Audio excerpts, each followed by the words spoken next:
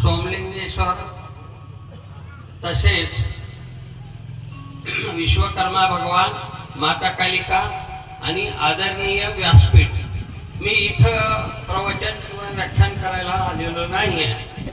माझ्या अनुभवात या रामलिंग मुदगडला आल्यानंतर मला काही दृष्टांत पडलेले आहेत, ते मी तुम्हाला सांगण्यासाठी आलोय. ते प्रवचन करणे इतका काही हे नाही.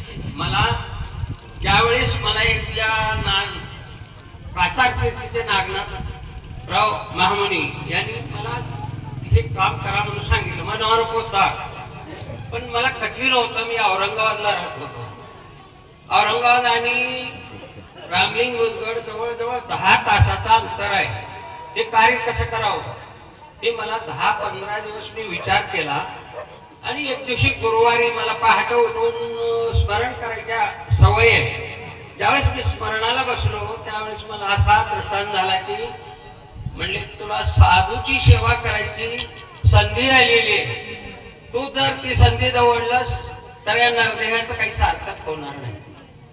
एक आठवडा गेला. परत दुसऱ्या गुरुवारी इथल्या एका शुभ्र वस्त्रातल्या, पांढरी दाढी झालेली आहे अशा अवस्थेतल्या एका साधूचं मला दर्शन झालं. आणि आपल्या रामलिंग मध्ये ते इतके दिवस राहिले कसे? बरेच साधू झाले, बरेच वर्ष महाराजांचा उत्सव झाला नाही.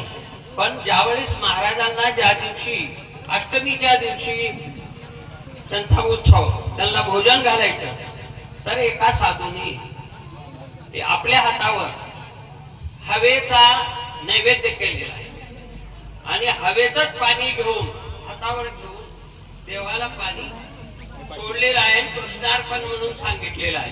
हा दृष्टांत मला झाला. मित्र, आपल्या ह्या रामलिंगच्या गावामध्ये महाराज राहिले कसे ते त्यांना यातना आणि वेदना माहित असतील. ज्यावेळेस समाधी घेतली त्याच्यानंतरचा हा दृष्टांत आहे मला. आणि म्हणून तुम्ही काही जरी म्हणलात किंवा काही माझ्या चुका झाल्या असतील तर बालकाच्या नयनी मला तुम्ही क्षमा करा. आणि माझ्याकडे पाहून तुम्ही काही येऊ नका. फक्त तुमच्या गावचे, आपल्या सगळ्यांचे, मानव धर्माचे श्रेष्ठ असणारे या साधूसाठी आणि तुम्ही सेवाभावाने यायचा प्रयत्न करा. एवढं तुम्ही सांगण्यासाठी या ठिकाणी आलोय. महाराज, मी आपल्या चरणी सर्वांच्या नतमस्तक.